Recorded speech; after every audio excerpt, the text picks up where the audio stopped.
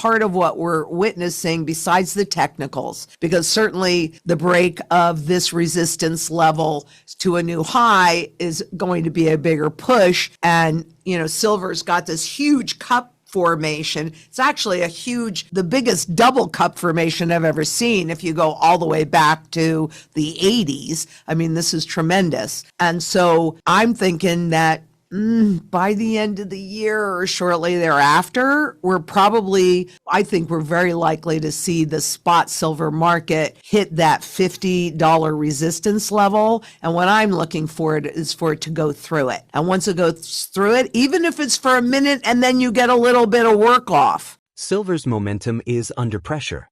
A stronger dollar, steady bond yields, and cooling safe haven demand have created a short-term ceiling. Unless there's a volatility spike or a clear dovish pivot from the Fed, the market looks set for consolidation or maybe even a deeper pullback. Support levels could attract some dip buying, but conviction is currently weak. That said, Lynette Zang, an economist, sees something different when you zoom out. Technically, silver just cleared a key resistance level, and more importantly, it's forming one of the most significant chart patterns she's ever tracked. A double cup structure that stretches back to the 1980s. If that pattern unfolds, the potential upside could be substantial. This recent rally, pushing silver to 14-year highs, caught most of the market off guard. Back in April, silver tanked 21% in 3 days, plunging from 35 to under 28. Many investors assumed that was the end of the run. Some even braced for a return to sub-20 levels. But silver didn't crash, it rebounded. And not just a little. That resilience altered the market's tone. Looking ahead, Zang believes a run to $50 is in play before the year ends, or not long after. If that happens, even a brief breakout above that psychological ceiling could spark momentum buying and attract new capital. Because here's the reality, even at today's elevated levels, silver isn't trading at what she calls its true fundamental value. The fundamentals support that view. Industrial demand is surging, particularly with the push for green energy and growth in the electronics sector. Since 2016, global silver demand has increased by 16%, while mine output has decreased by 7%. That's a structural deficit, one that won't resolve quickly. Make sure to tune in for our expert analysis. Don't miss out on future content. Hit the subscribe button and turn on notifications to stay in the loop. Your support is greatly appreciated. Well, I think a lot of what's happening, there is so much happening and nothing is happening inside of a vacuum. And so I think that especially with silver and gold, it is also interconnected with what's just happened in the monetary system with the Genius Act. Utilizing these stablecoins and this big, huge push in that new direction. And so I think that part of what we're witnessing, besides the technicals, because certainly the break of this resistance level to a new high is going to be a bigger push. And, silver's got this huge cup formation. It's actually the biggest double cup formation I've ever seen if you go all the way back to the 80s. I mean, this is tremendous. And so I'm thinking that by the end of the year or shortly thereafter, I think we're very likely to see the spot silver market hit that $50 resistance level. And what I'm looking for is for it to go through it. And once it goes through it, even if it's for a minute and then you get a little bit of work off. And even at these levels, silver is not fully priced to its true fundamental value, so. Yeah.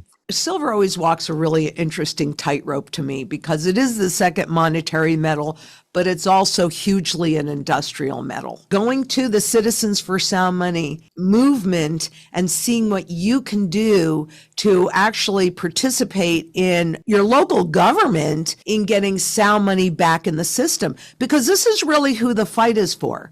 It's not for me. I'm old. I have plenty. And I'm not even really worried about my family because of what I've done for myself and them. It's for everybody else's future, because there is no greater fight than the fight for our children's future. And that's been sold down the river. And it's not okay with me. So the other thing that gives me a level of hope in this is that while President Trump is considering expanding the alternative investments inside of pension plans like crypto, which kind of scares the crap out of me, honestly. Yeah. However, inside of that too, he is proposing gold and silver, physical. So I think that he's giving something that he knows that's going to be destructive because he is a transformative president, and this transformation must take place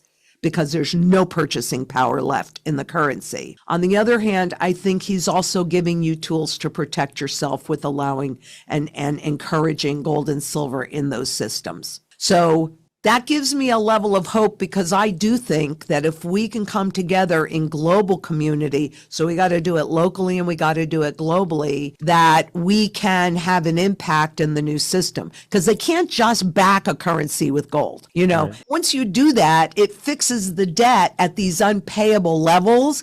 And in order to truly go fully into this new system, you need a clean balance sheet. So you got to get rid of the garbage from the last system before you can really embrace and enter this next system. And that's what people really need to understand. What gold and silver actually do is they hold your purchasing power intact here in this old system that, frankly, for me, and I've been saying this since 2008, no doubt about it, died in 2008, and then into the new system so that you actually have some purchasing power to work with. But quite honestly, there are opportunities between here and there. Oh my God, there are opportunities that will present as these currently severely overvalued assets drop down to undervalued levels. And I want people really to understand that what we're looking at here and what we're actually dealing with here is a simple repetition of history. And so if you can learn to recognize the signs, then you can get into a proper position to take advantage of this burnout of all of this inflation that has been pumped into the system by all of this money printing. And I know everybody smiles when I do that because it's humorous. But what people need to understand is once they create this money, whether they do it in physical form or in digital form, it costs nothing to create that money. Nothing. So that's why that money goes to zero, because it has no value. The governments and central banks create this money. It costs 9.2 or something like that cents to create a $100 bill. That's crazy. They get to keep that difference. That's their income, right? And they've been underwater for 4 years. This is the 4th year. Any excess from all that money they create is supposed to go to the Treasury, and they haven't been able to give the Treasury any money going on now for 4 years. So Wow. what we have is a zombie government being supported by zombie central banks that are supported by zombie corporations. And now they've got to hyperinflate it away because it's the only way to do this. It is not an easy transition. Everybody needs a foundation of sound money, because it's sound money because it's above central banks and governments. It cannot be inflated away. And the stable coins, what backs the stable coins? The dollar. Inflation in the U.S. is holding stubbornly above 2.7%, its highest level since February, and the pressure is showing. Much of the recent uptick is being attributed to President Trump's tariffs, which are now being reflected in consumer prices. While the Federal Reserve had previously cut interest rates in response to economic softness, it's now tapping the brakes. With inflation proving sticky, the Fed has shifted to a more cautious, wait-and-see approach. But some analysts think we're already well past the tipping point.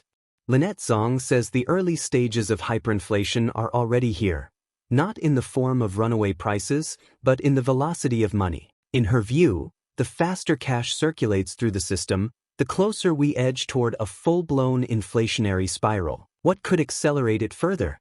A shift toward digital, programmable currencies.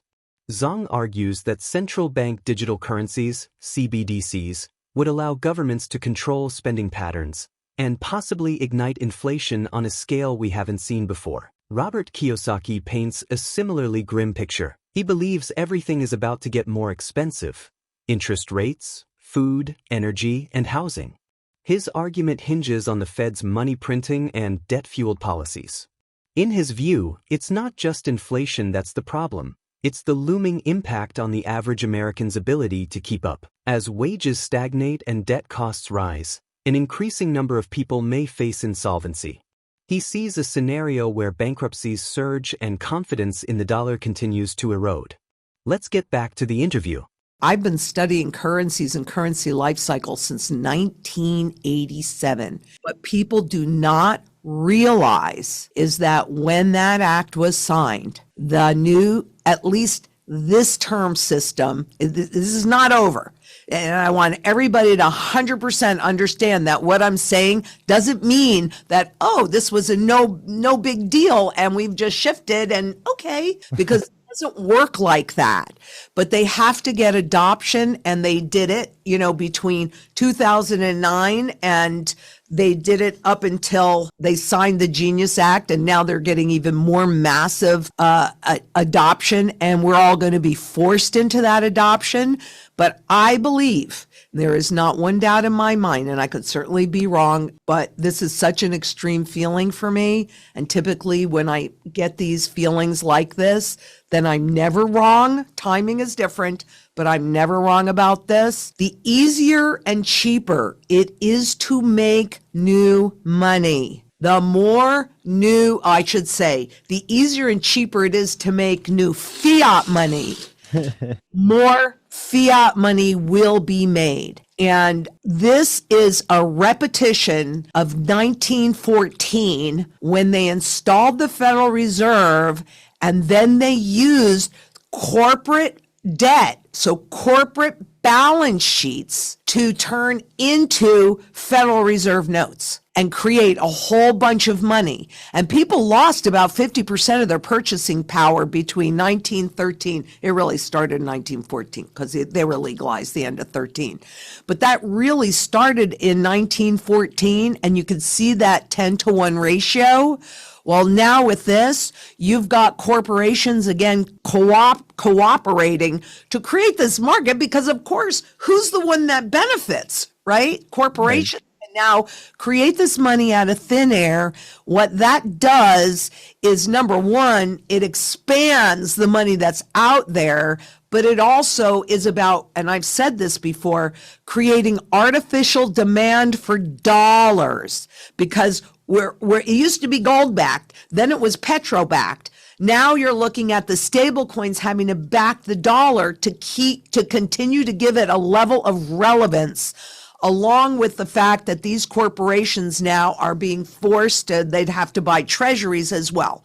So for the government, aside from this making a shift from a paper debt-based system into a digital purchase-based system, which is what we're looking at here, that to me, my biggest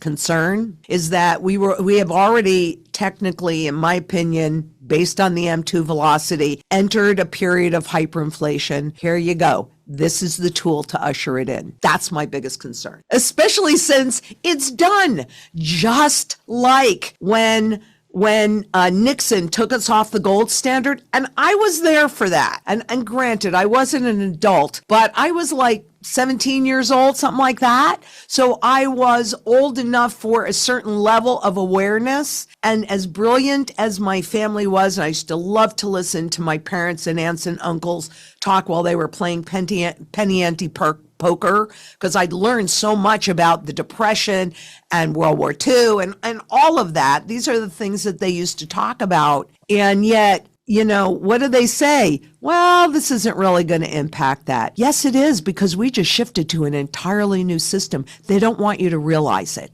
because by the time you realize it, you will be fully integrated into it, and there ain't nothing you're going to be able to do. So you got to get prepared now. I mean, you better have physical gold and silver in your possession, because I'm telling you, there is no doubt in my mind we are fast headed toward the hyperinflation. Well, Ivan, when they were first setting up this system, one of the things that they said quite clearly, and it really pisses me off, pardon me, but they said, if people have to work harder, to your earlier point, if people have to work harder to sustain their standard of living, they have less time to pay attention to what we're doing. Why is it not all over the place about the Genius Act? Yeah. They just changed the entire monetary system and the reach, considering who's really been adopting stablecoins for a while, which are third world countries whose currencies are in hyperinflation. And because the stablecoin is backed by dollars that are not hyperinflating, or they're inflating less than their currency, that's who adopted it. And so when the dollar crashes, I mean, really, wow. I mean, I just realized this.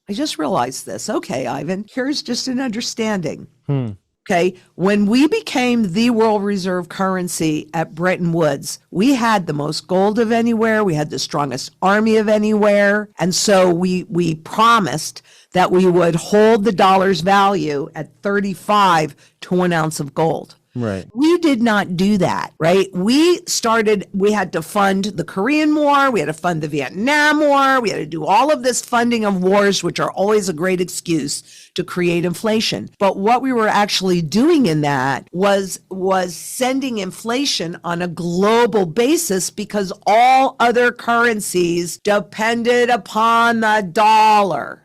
Right. And so as we did that, when you look at the history and the charts from the Federal Reserve, and I just found this one, so I found it actually a few months ago, but I just looked at it this weekend, which is why I'm so hot about it. But you'll see that governments began to lose confidence in the US dollar back then. And by 1960, there was a run on the dollar. We citizens in the US have no idea that happened, but it did. So today, my point is not going through any banks or governments, but issuing the stable coins directly to the public in all of these countries around the world means that we are doing exactly the same thing that we did after Bretton Woods back in 1948. Wow. So just like I can tie this looming, it's not coming anymore. I would say that it's more looming hyperinflation to what happened in 1914. Yeah, the rest of the world, the allies and all of that has been shifting for the US, hasn't it? Patterns that span decades don't show up by accident. They signal something structural, something that's been building quietly under the surface while most eyes stayed locked on the day-to-day noise. Silver's recovery from April's collapse wasn't just a technical bounce. It was a shift in tone. Add in tightening supply, growing industrial demand, and a fragile macro environment, and you get a setup where even small catalysts could spark oversized moves. Meanwhile, the broader system, rattled by inflation pressure, policy hesitations, and rising financial stress, feels less like a cycle and more like a slow unraveling. Markets are adapting. The question is whether people are. Here's what to think about. If silver's historical blueprint is unfolding in real time, are we still early or already behind the curve? Share your perspective in the comment section. If the video resonates with you, join our community by subscribing to our channel and enabling notifications with the bell icon. Thank you for being a part of our community.